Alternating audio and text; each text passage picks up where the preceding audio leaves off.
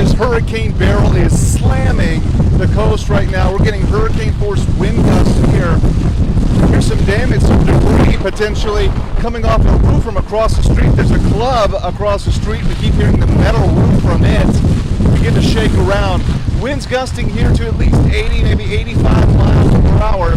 The power is still on miraculously, but for many, it has been down. Big concern today will be the 5 to 10 inches of precipitation that can happen with this inland flooding, storm surge flooding.